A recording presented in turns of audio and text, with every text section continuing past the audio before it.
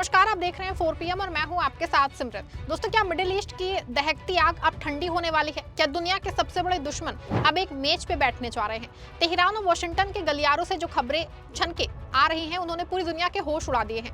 खबर है कि ईरान के सुप्रीम लीडर मुश्तबा खामेनेई अब सीधे डोनाल्ड ट्रंप से बात कर सकते हैं। जी हां, वही ट्रंप जो कल तक ईरान को मिटाने की कस्में खा रहे थे, आज ईरान की शर्तों के आगे बेबस नजर आ रहे हैं। इस पूरे मामले में ईरान की संसद के स्पीकर मोहम्मद बाकिर कालिबाफ का नाम सबसे ऊपर है। दावा किया जा रहा है कि कालिबाफ ने ट्रंप से गुप्त तरीके से सीधी बात की है और समझौते का एक खाका तैयार हो गया है।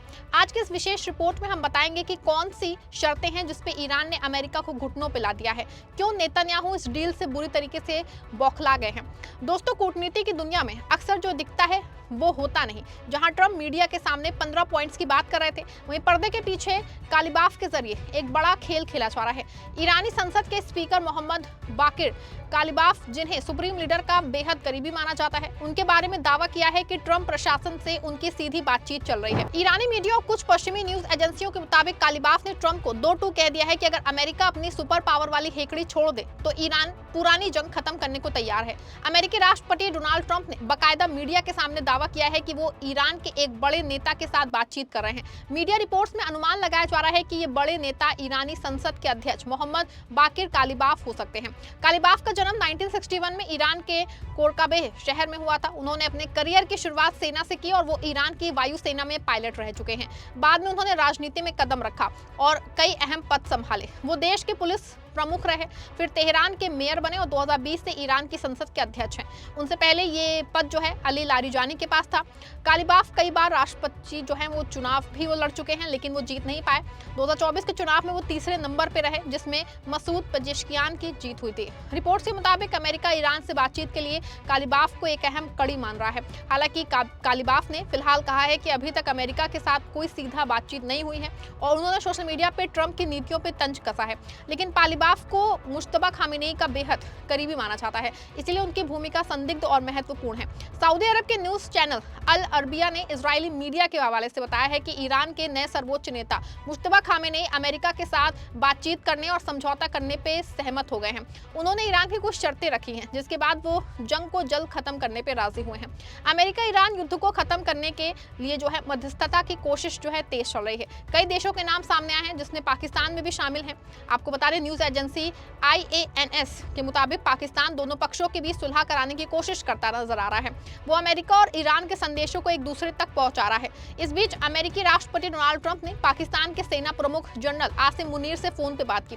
व्हाइट हाउस के मुताबिक चर्चा का मुख्य विषय ईरान युद्ध ही था। आप सबके भरोसे से हमने हमेशा मजबूत और सच्ची पत्रकारिता की है। चैनल को आप सबने सब्सक्राइब तो कर ही रखा है, हमारे चैनल को ज्वाइन भी कीजिए।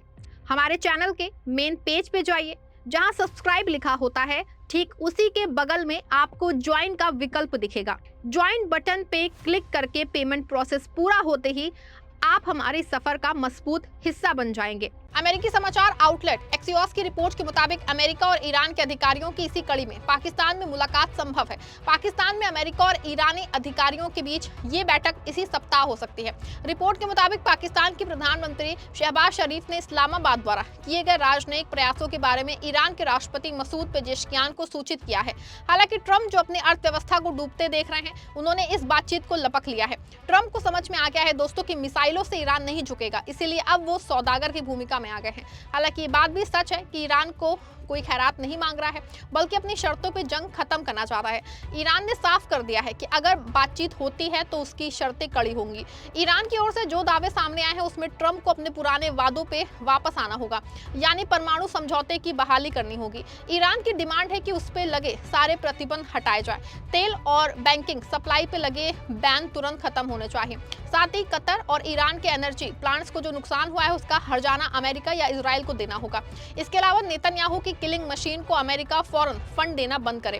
ताजा अपडेट ये है कि ट्रंप प्रशासन इन शर्तों से कुछ को मानने के लिए तैयार होता दिख रहा है।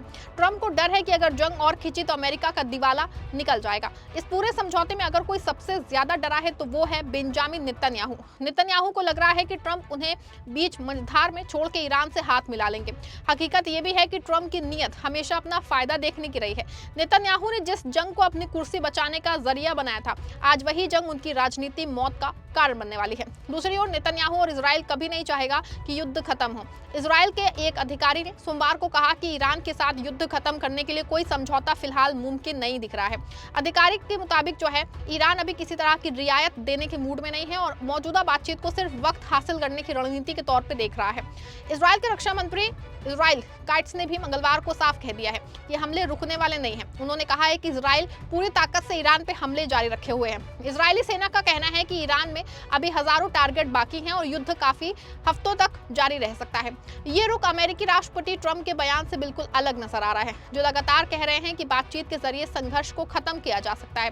लेकिन ट्रंप जानते हैं कि अगर इजराइल के चक्कर में अमेरिका की इकोनॉमी बैठ गई तो उन्हें घर के अंदर ही विद्रोह का सामना करना पड़ेगा। हालांकि अभी इस खबर में बहुत संशय है कि मुश्तबा खामेनेई को ट्रंप से सीधी बातचीत होगी या फिर नहीं होगी, लेकिन अगर ये बातचीत कामयाब होती है तो ये सदी का सबसे बड़ा यू टर्न होगा।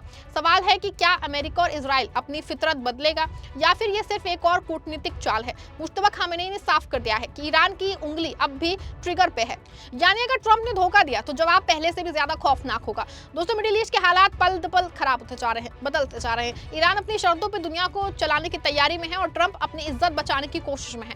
क्या आपको लगता है कि ट्रंप और खामेनेई के बीच ये समझौता मुमकिन है? क्या नेतन्याहू शांति को भंग करने के लिए कोई नया ड्रामा करेंगे? अपनी राय कमेंट में दीजिएगा, वीडियो को लाइक और शेयर करिएगा।